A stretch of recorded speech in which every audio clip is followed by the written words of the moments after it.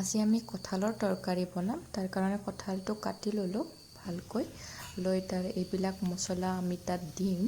ধনিয়াৰ গুড়া, জিৰাৰ গুড়া, তাৰপিছত পিঁয়াজ, নহৰু এইবিলাক বটা নাই, জাষ্ট কাটি কাটি লৈছোঁ। আলু সৰু সৰু কাটি লৈছোঁ। কেৰাহী গৰম হ'ব দি তাত তেল দিলোঁ, দি তাত আমি পাঁচফোৰণ দিলোঁ, শুকোৱা জ্বালা দিলোঁ, দি ভালকৈ লাৰিম। মানে কৰচখনত পানী আছে, এইটো এনেকুৱা শব্দ উঠিছে হয় আৰু এতিয়া আমি তেজপাত দিলোঁ, দি উঠি ইয়াত আমি পিঁয়াজখিনি দি দিলোঁ আৰু কাটি থোৱা আপোনাৰ এইবিলাক নহৰু এইবিলাক দি দিলোঁ। এইবোৰ বটা নাই, জাষ্ট কাটি থৈ দিছোঁ। আৰু তাৰপিছত কটা কঁঠালখিনি দি দিলোঁ, এটা ভালকৈ লাৰি দিম। তাৰপিছত আমি ইয়াত মছলা দিম। মছলা বেছি ইউজ কৰা নাই, কাৰণ দেউতাই মছলা নাখায় বেছিকৈ।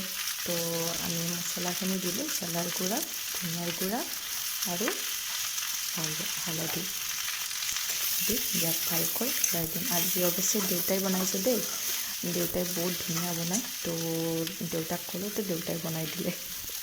তো যিখিনি পিঁয়াজ আৰু নহৰু আছিল সেইখিনি দি দিলোঁ। ভিডিঅ'টো বহুত দীঘল হয়, তো মই কাটি কাটি দিছোঁ।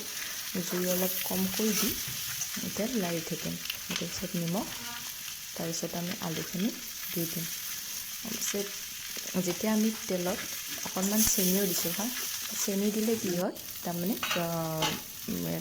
যিটো আমাৰ কালাৰ থাকে সেইটো কালাৰ ভাল হয়। কাৰণ চেনি যেতিয়া বাৰ্ণ হ'ব তেলত, তেতিয়া এটা কালাৰ উঠে আৰু সেই কালাৰটোৱে তাৰমানে কিছুমানে ফুড কালাৰ ইউজ কৰে কালাৰটো হোৱাৰ কাৰণে, কিন্তু চেনি দিলে সেই ফুড কালাৰৰ নিচিনা একেই কাম কৰে।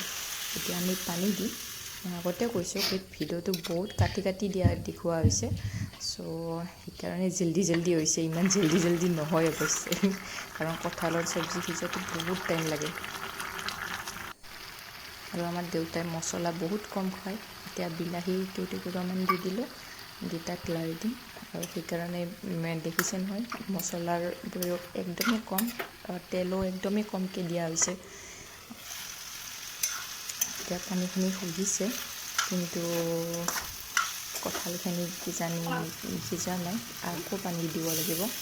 এই দিলোঁ আৰু কমচে কম 1 গিলাচমান পানী দিলোঁ, আকৌ অকণমান দিলোঁ।